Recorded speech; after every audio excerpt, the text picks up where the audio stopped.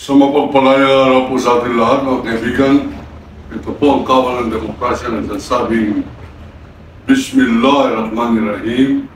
Assalamualaikum warahmatullahi wabarakatuh. Allahu Akbar. Napakarami pong dapat pag-usapan ngayon at inyo pong napapanood siguro yan sa inyong mga YouTube channels na nagko-cover sa hindi lamang sa Senado kundi pati sa Kongreso.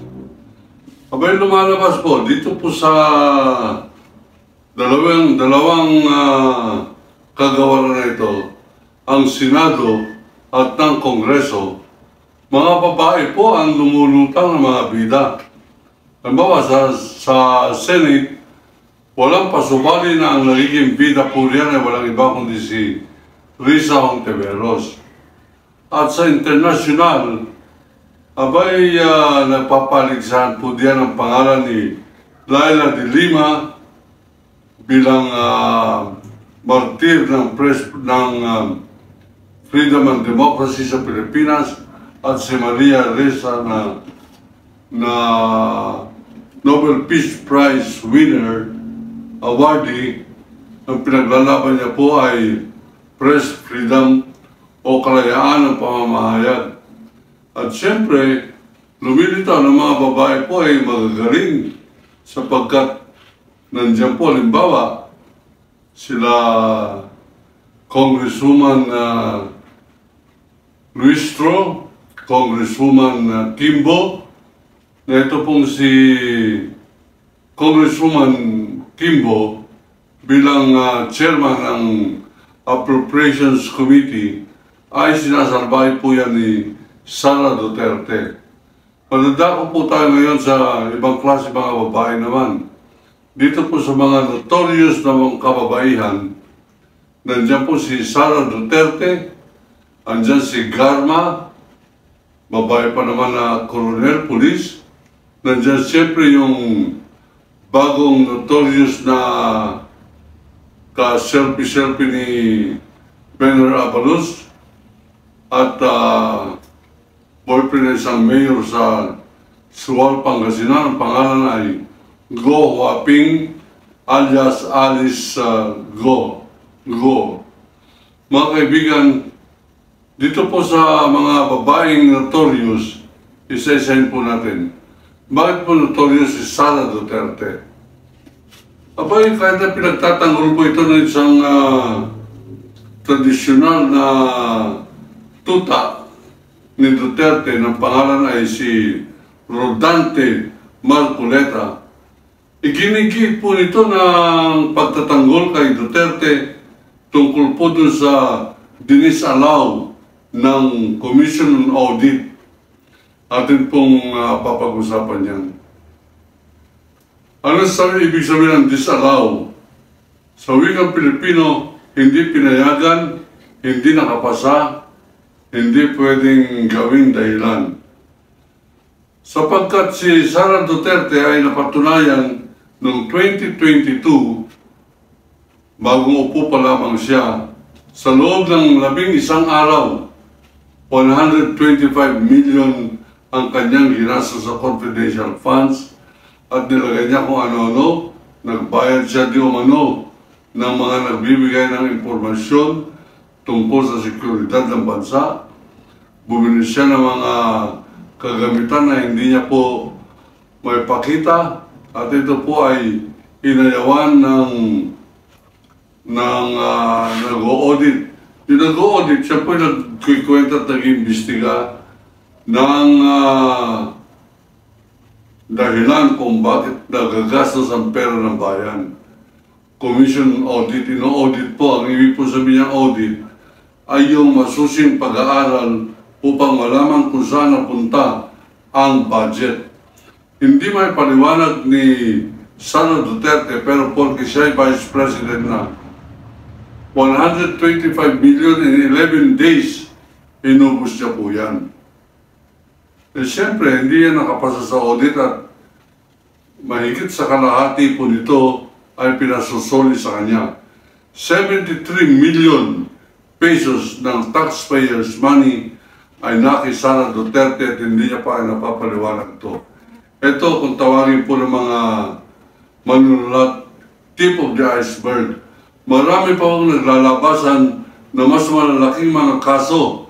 Halimbawa sa Davao, 325 million peso deal sa basura. Nandiyan yung Davao Development Park. At syempre, yung confidential funds niya na umaabot ng 700 million peso every year. Ilang taon po yan na nakaupo. Mga kaibigan, akala ni Sara Duterte, porque Duterte ang kanyang pangalan, ito ay Diyos sa Pilipinas, ito ay mataas ang public rating ng kanilang apelyido, at sila ay mas popular pa kaysa kay Jesucristo. Sapagkat 86% ng mga Pilipino ay sumasang-ayon sa pagkatao at pamumuno ni Rodrigo Roa Duterte.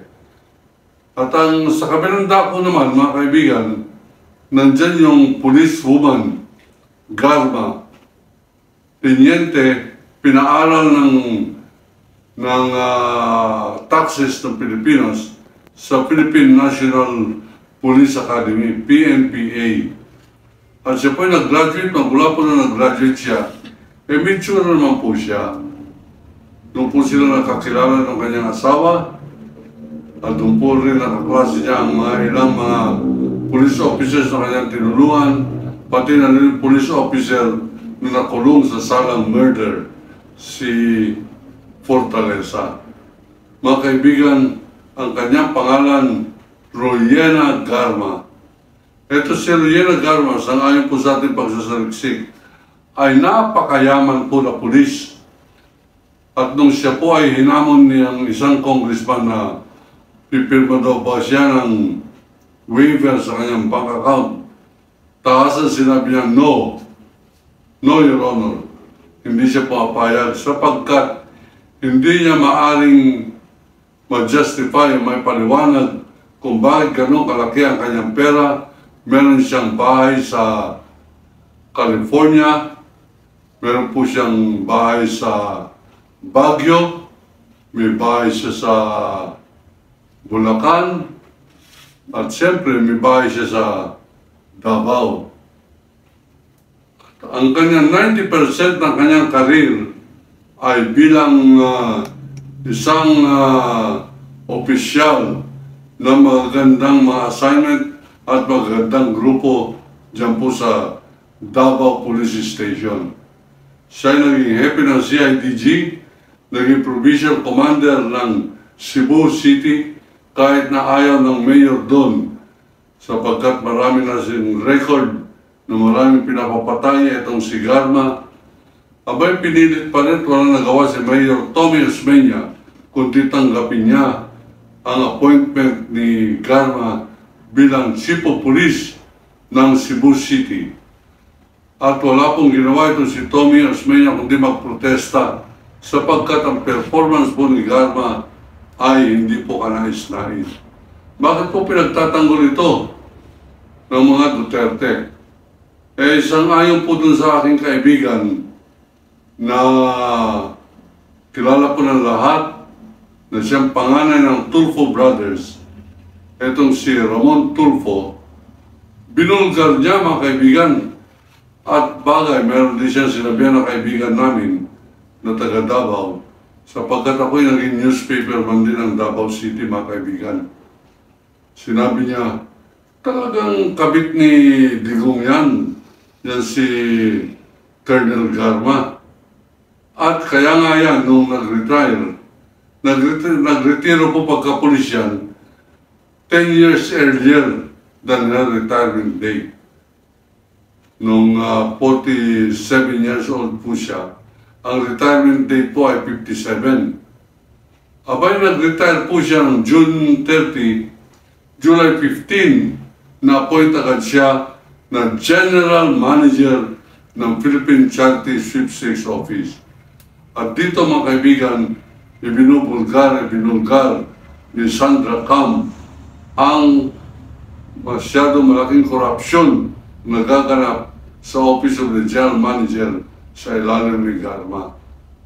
Lumalabas, sangayon kay Ramon Tulfo, si Ramon Tulfo, mga kaibigan, isang manununod siyan, media man, nakasama ko po yan sa isang radio station, pareho po kami commentator dyan, DWIZ, at kasama ko rin pong newspaper man yan, at naging modelo pa po kami ng Barong Tagalog 2. Kasama si Edo Manzano, Isko Moreno, ang inyo pong abang lingkod ay naging modelo ng Barong Tagalog ni Patricio Tesoro. Nirekomenda ko po makakasama ko dyan, walang iba kundi si Ramon Tulfo at si Gringo Honasan. Kaya po, magandang pinagsamahan namin ni Ramon Tulfo. Kaya lang, nagkahiwalay po kami at ako po'y humiwalay sapagkat magkaiba ang aming paniniwala tungkol po sa giyera kontra droga at ibang pang-issue ng corruption ng mga Duterte. Si Ramon Tulfo ay close-in defender ni Rodrigo Roa Duterte, magmula pa ng alkalde yan. Kaya nga po yung mga Tulfo brothers, paborito yan ng mga ni Duterte. Hanggang ito ay naging presidente, paborito niya po itong mga Tulfo brothers. Yung isang kapatid ni Ramon Tulfo, si Ben Tulfo, ay naimbestigahan sa Senado sapagkat yung kanilang isang kapatid in-appoint ni Rodrigo Duterte bilang isang Secretary of Tourism. At bilang Secretary of Tourism, in-award niya ng 91 million peso advertising contract itong si Ben Tulfo sa kanyang programa sa telebisyon na Bitag. At ang programa na yan ay nandun po sa government channel. Ibig sabihin, libre po yan. Ngunit ang advertisement galing din sa gobyerno, nagbayad ang gobyerno kay Ben Tulfo ng 91 million. Kaya po, inimbestiga yan pong Ben Tulfo at Erwin Tulfo sa Senado noong panahon po ni Duterte. Malaunang na-appoint bilang Secretary ng DSWD itong si Erwin Tulfo, samantalang si Secretary Tulfo, si Wanda Tulfo ay natanggal pagka-sekretary sapagkat lumilitaw sa investigasyon na guilty siya sa hindi natatamang pagbayad ng 91 million ng kaban ng bayan sa kanyang sariling kapatid bilang advertisement ng Department of Tourism. Mga kaibigan, maraming pabor ang nagawa ni Duterte sa mga Tulfo at ang sukli po nito ay yung nangyari po nung isang linggo. Ang pinakalitis ay kahapon nang inaglag ni Ramon Tulfo ang kanyang best friend, BFF na si Rodrigo Roa Duterte, na talagang magsyota o merong sexual na relasyon. Itong si Lieutenant Colonel, ito si Colonel Garma at si ex-President Rodrigo Roa Duterte. Yan po sa investigasyon ng Quad Committee ng Kongreso, abay nagpaparinigan na yung mga congressman. Yung si Congresswoman Ruistro ay tahasan ng tanong, sa pinakamagandang mga pwestong binigay sa iyo ni President Duterte, nangangahulugan na sobra-sobrang pagtitiwala sa iyo hanggang ibigay sa iyo ang managership ng Philippine Chairmanship State. Tanong, sabi ni Congresswoman Ruistro, ikaw ba ay may pagtitiwala rin at may dahilan ang iyong admiration kay ex-President Duterte? Abay, sabi niya, hindi ko po gagamitin yung salitang admire. Pero, napaamin siya o meron po nagsabi sa hearing na totoo merong relasyon yung dalawa. Ito'y kinumpirma ni Ramon Tulfo. Si Ramon Tulfo, mga kaibigan, ay staunch defender and promoter, PR man, favorite media man ni Rodrigo Roa Duterte sapagkat magkababata po yan sa Davao. Pareho po silang Davaoenyo. Ang tatay ni Ramon Tulfo nung araw ay military at siya po ay naging close kay Mayor Duterte, naging masyado magkaibigan. Katunayan, yung pong assignment ko sa National Press Club ay parang aksidente lamang sapagkat ang tunay na ipapadala sa Davao na mag-iimbestiga sapagkat Davaoenyo ay si Ramon Tulfo. Umayaw si Ramon Tulfo, sabi niya, hindi ako pwede sapagkat kaibigan ko yung #1 suspect, yan si Rodrigo Roa Duterte. Kaibigan ko yan, hindi ko yan maimbestiga. Yan po naman ay nagbunga naman na sinuklian naman ang pakikisama ng naging presidente itong si Digong Duterte at ginawa niyang ambasador yung kanyang kabarkadang si Ramon Tulfo, ambassador sa special projects sa China.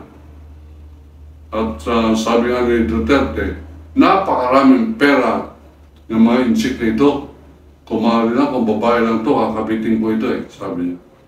Bagamat yan po ay biro, yan po ay masamang biro, pareho po ng kanyang biro na nararapat lang maging probinsya ng China ang Pilipinas. Bibigyan po natin ito ng kahalintulan.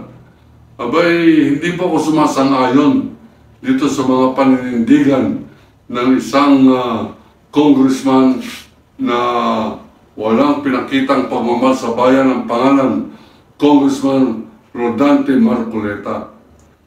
Pinagtatanggol niya hanggang sa huling sandali, hanggang kahapon, si Vice President Sara Duterte na nagagalit siya bakit tinapyasan yung budget ni Sara Duterte. Abay na ang kanya pong dahilan, time-honored tradition daw, yang hindi bubusisiin ang budget ng President at ng Vice President.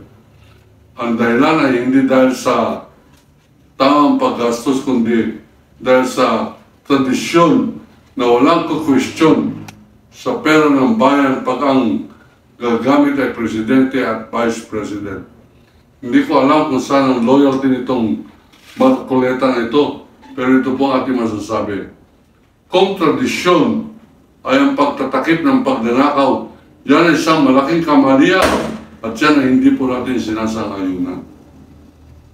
Yan pong tradisyon dapat ay hindi sinasali yung tradisyon ay pagtanggol ang pagnanakaw ng kaban ng bayan. At tayo po ay hindi sumasang-ayon dyan. Tayo po ay madiin na naninindigan na mali itong si Pilo. Huwag na personal na yan pag sinabi ko pang Pilo ka. Hindi ko po sasabihin yan. Sapat na sabihin kong tradisyon na dapat galangin ng Kongreso, ang tradisyon na huwag papakialaman ang budget ng Presidente at ng Vice Presidente. Maling tradisyon yan. Dapat ang tradisyon na pairalin ay loyalty sa bayan, ang pagbabantay sa ating kabambayan ay nasa balikat ng Kongreso. Nandiyan po dapat magtanggol at mangalaga ng kaban ng bayan. Kaya nga po, tandaan po ninyo yung pangalan na yan, nakakadiri. Rodante Marcoleta, nakakadiri ka.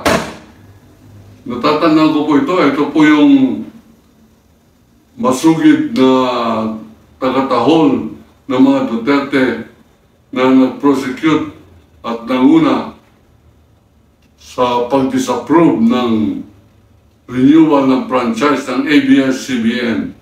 Tatlo po yung congressman na yan. Marcoleta, Boying Rimulya, at Mike Defensor. Huwag po natin kalilimutan yan. Yung tatlong yan, kaaway ng press freedom.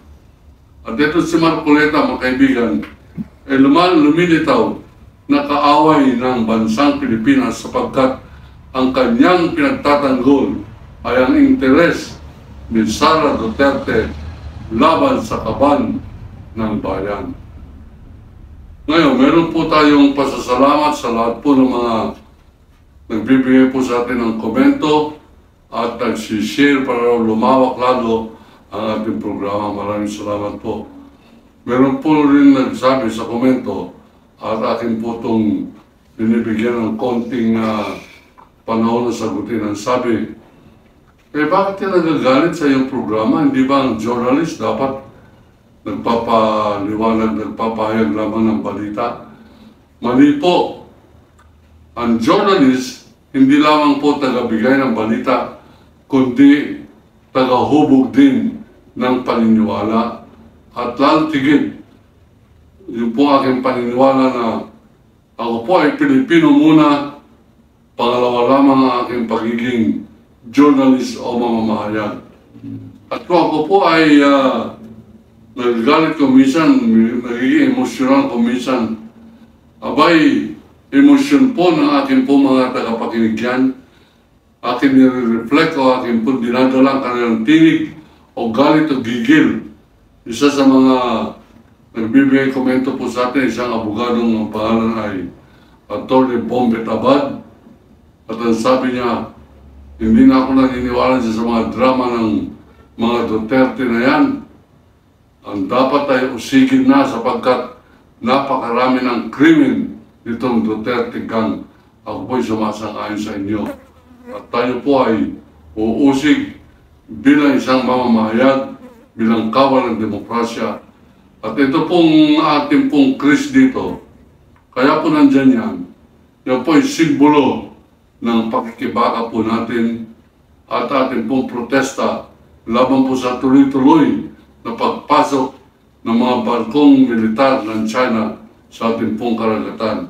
Sa ngalan po ng koalisyon kontra China, tayo po ay lalaban kahit na ang ating sandata ay walang panlaban sa kanilang naglalakiang kanyon. Hindi po tayo susuko na maging probinsya po tayo ng China. Yan po ang aking paninindigan. Kung sino nagsabing bakit ako nagagalit, wala po akong magagawa sapagkat ako po talaga ay nagagalit. Nagagalit tayo dyan kay Sara Duterte, nagagalit tayo kay Go Waping, nagagalit tayo sa pulis na si Gatma, immoral, pati siyang sarhento, pinatulan sa ngayon po sa isang pulis na nagsalita sa Quad Committee. Naging boyfriend niya, sarhento ng kapulisan sa Davao, at naging kabit pa siya ni Rodrigo Roa Duterte. Hindi po ako may sabi ito. Ang sabi ni Ramon Tulfo, sinabihan niya raw si Duterte, pare, bakit naman yan na pinatula mo? Hindi na maganda yan. Hindi po ganda ang hinahanap natin dito. Ang hinahanap natin dito ay pag ikaw ay pulis, ang paglilingkuran mo ay sambayan ng Pilipino, hindi si Duterte lamang. At itong si Sara Duterte, dapat ang pinaglilingkuran niya ay hindi yung kanyang pagdanais na maging Pangulo anytime between now and 2028. Abay, gumagawa po sila ng mga gawain iba. Atin na po na ibulgar dito. Pari po na yung noon siya nilang kodita noong April Rose, Oplan April Rose. May patuloy po tayo maninindigan dito po sa kawal ng demokrasya.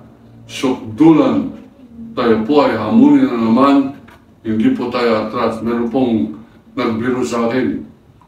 Baka hamunin ka ni Marcoleta ng sabunutan. Abay, tinignan ko ng konti yung buhok ni Marcoleta. At ito po ang ating buhok, kaya po hindi tayo ng sombrero.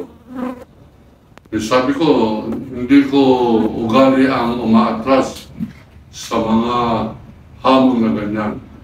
Sa ating pong pagtatapos, ako po ang kawal ng demokrasya, Kawan de Carbonell, nagsasabing patuloy ang ating paninindigan bilang mamamahayag.